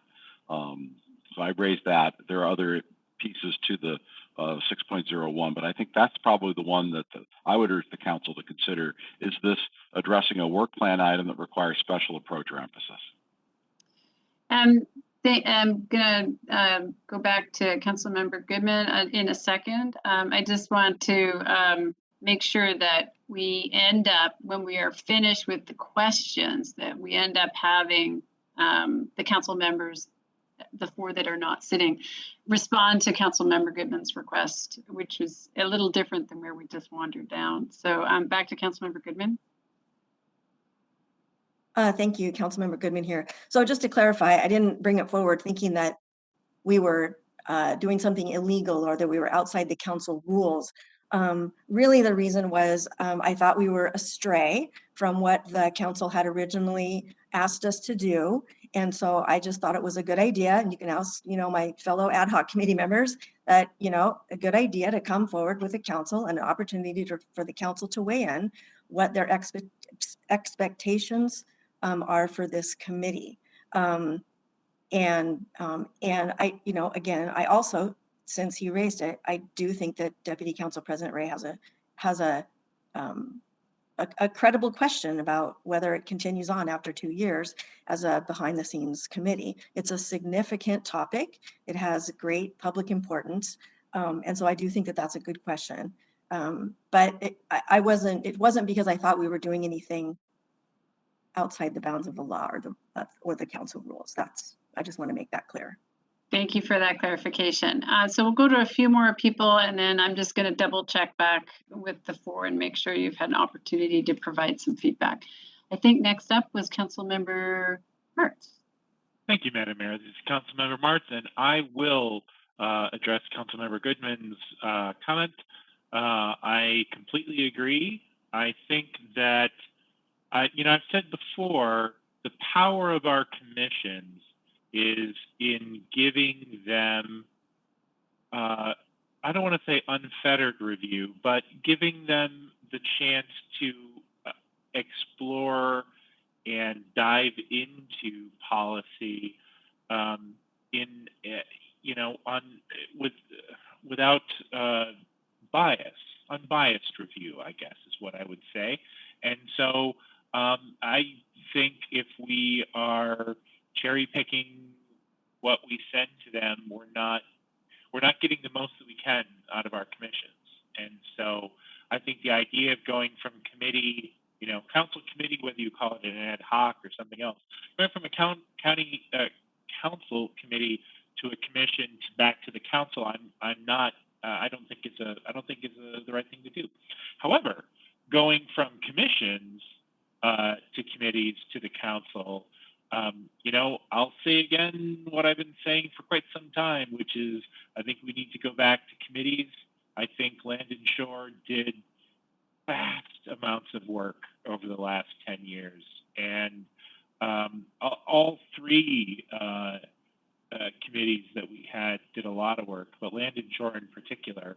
And so you start with mayoral commissions, and then you go to committees that can dive in ways that we can't when we have 5 regular agenda items on a meeting that we only have every couple of weeks. I mean, the administration does a good job of giving us background information in our study sessions, but I would solve the Deputy Council President's conundrum about ad hoc versus regular committees by going back to having committees, standing committees. And then we don't have any linguistic or procedural question there. So that's my thought. But I do think that the ad hoc committee should be going to the commissions, allowing the commissions the broadest latitude to review these things unfettered by pre-existing opinions of council members. Thank you. Thank you, Councilmember Martz. I'm going to take a little pause right now and ask the 3 ad hoc committee members. Councilmember Martz has heard. What he has heard tonight is that this committee might be cherry picking certain topics to move forward in a certain way, and I'm not sure that that's what I was hearing from Councilmember Goodman. And so I just want to clarify, and I would like all 3 of you guys maybe to chime in on that. Start with Councilmember Goodman. Thank you. I don't know if he had to say it again, if Councilmember Martz would say cherry picking. I'm not sure. I don't think we're cherry picking. I think we are, really what happens is, you know, a couple days before the meeting, we are sent the draft packets that are going to be sent to PPC and said, here you go, we're going to talk about them, bring your feedback. And so we've been going through the packets and providing feedback. And things might get changed, things might not get changed. We've talked about approaches, we've gotten into the weeds, we've talked about whether or not the questions are right. So they really are substantive reviews. But I wouldn't characterize it as cherry picking. Okay. I'm not sure if the other two ad hoc committee members want to add in, because this is the work of an ad hoc, and the other four that are here tonight are very interested in what you're doing and how you do it. So Lindsay or Vicki, did either one of you want to chime in? Just to add, we don't make decisions. So I think that's one of the critical differences from the work that we do and the approach that we use compared to Land and Shore or a committee. We don't vote, we don't make decisions, we don't direct what to keep in or what to not put in the packet. I mean, like for some examples of things recently, there have been cases where there's been incomplete information in part of the information that was provided. So, for example, it was saying that there are different affordable housing strategies in the affordable housing strategy work plan, and then it didn't say which had been adopted. It just sort of listed some of the strategies that we have as background. So I said in that meeting, I thought we should let the committee also know what we have done instead of just what the strategies are that we've adopted and said we would look at. So, so that's, we give feedback about what we think would move this process forward. Like I said, I think that's really what we've been tasked to do is, in my opinion, is we've been tasked to continue the process of meeting in ways that help advance this code. We also look a lot at our public document that has the goals and outcomes chart and look at that for alignment and how we can continue to use that as a sort of guiding light for these processes. But again, we're not even in the code writing phase, so we're not looking at code. We're not helping write code. We're not making decisions. We're not voting. We're giving feedback to help advance the process. And as Councilmember Goodman mentioned too, there has been some learning and there's been some rocky parts of this process. And so I think, we have been meeting on this. We know the topics well at this point. Councilmember Walsh and I were also planning policy commissioners previously. So we're trying to keep the process moving forward using that guiding light document, as I said, but it's not as, if you're in a committee, you would actually take votes on things, and we're definitely not doing that. So it has a different feel. And I think it's what we were tasked with doing. So. Councilmember Walsh, did you want to add to that? I very much appreciate both of those points, and I would agree with both from Council President Hunt and Councilmember Goodman. Also, there is nothing I've heard said in that meeting that I don't think anybody would be willing to say on camera.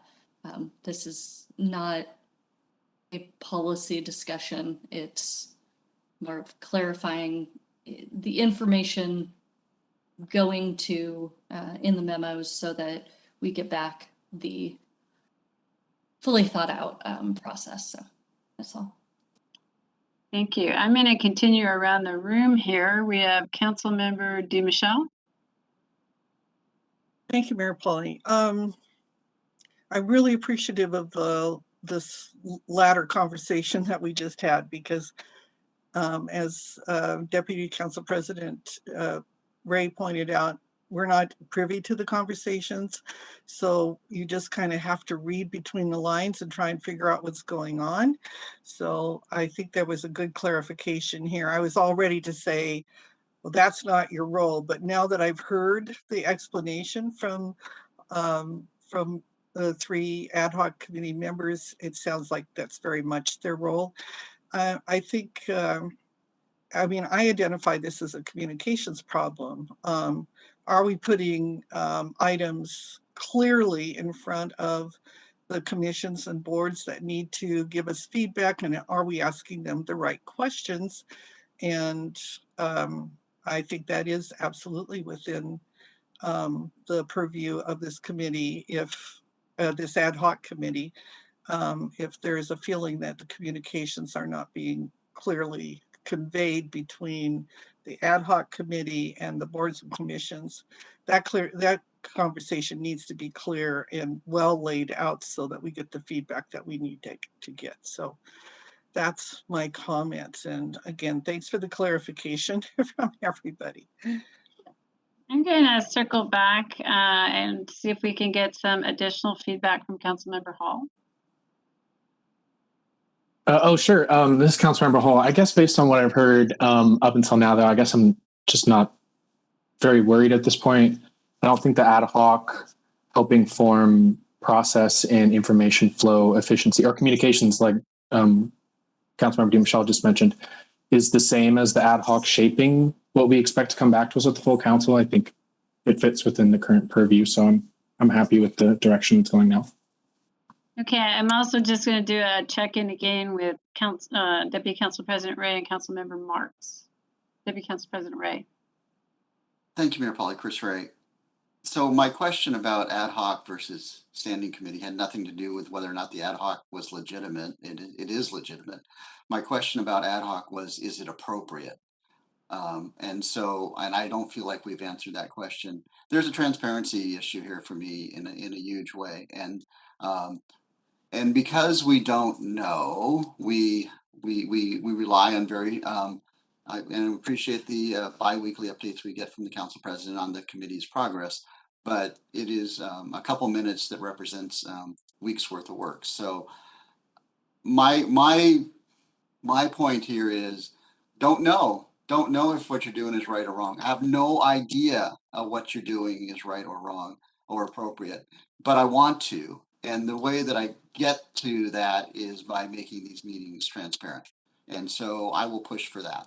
I will push for making these meetings public and transparent so we can all see what's going on. And I think every one of you, who I know you all well, is a big advocate of transparency. And so, you know, this just seems like the right thing to do to me. It's like we just need to pivot this thing and make it more accessible to the public and make it more accessible to the other council members. And I'm going to go to Councilmember Martz. I have nothing else to add, but thank you. Okay, thank you, Councilmember Martz. Little bit of confusing feedback here. So I see a couple more people lining up for comments and questions. I think the committee the ad hoc did a good job of explaining rules and responsibilities and whether or not they had personal concerns, whether or not that was the right scope. So I've also heard that there is some level of discomfort with some folks about whether or not doing this in ad hoc and using this ad hoc team to provide guidance to staff prior to boards and commissions is a good idea. So I'm a little confused about next steps. I'm not sure if we'll continue on with the discussion, but I'm not sure if we've actually landed anywhere yet. So let's go to Councilmember Goodman and then Council President Hunt. I think Council President Hunt was before me. Oh, sorry, Council President Hunt.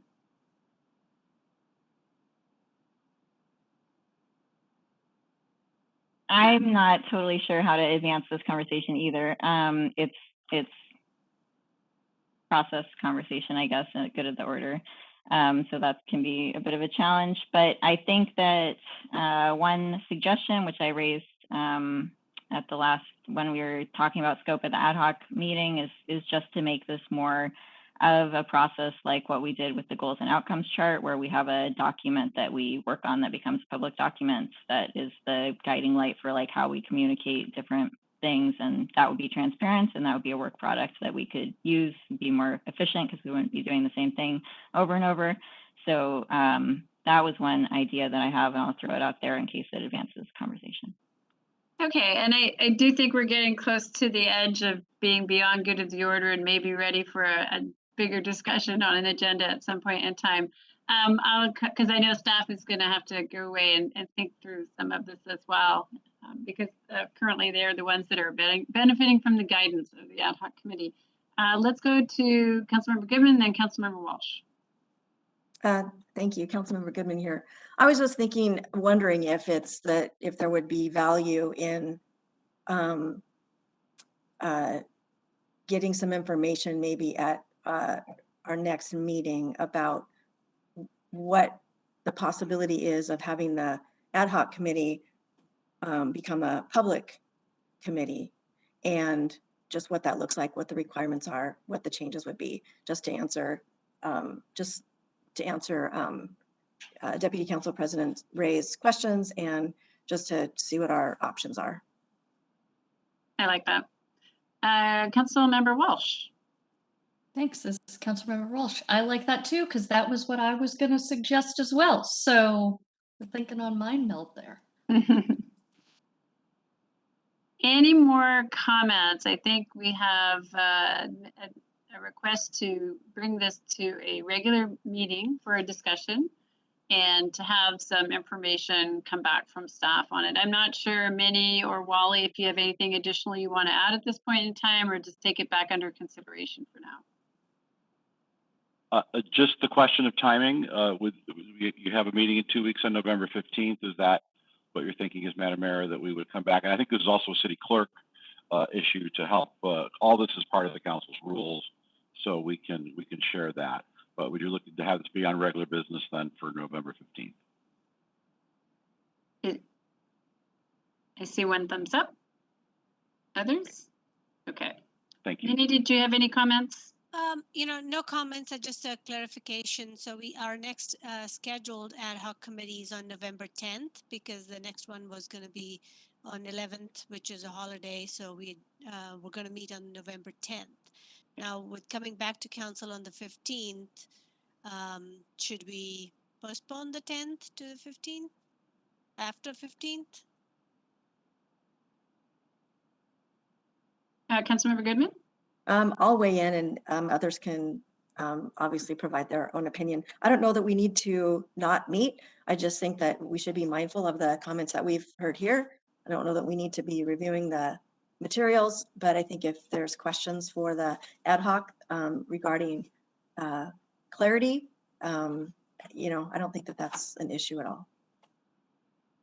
Yeah, thank you for the clarification. Yeah, I think the item we were going to bring forth was a topic to see if that particular code amendment could be proceeded ahead of the rest of the Title 18, and that's one of the resolution that says ad hoc committee will decide and make a then it'll come to council for a decision. So it's not the packet's going to PPC is what we were thinking of doing on the 10th. Okay, well, that sounds good, Minnie. Thank you for that clarification.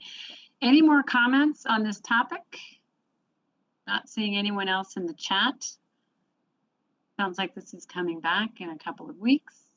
Okay, thank you. So we do still have an additional item this evening, which is the executive session. So as earlier announced, there will be an executive session held this evening to discuss pending potential litigation for RCW 42.30.110(1)(I) and collective bargaining per RCW 42.30.140(4).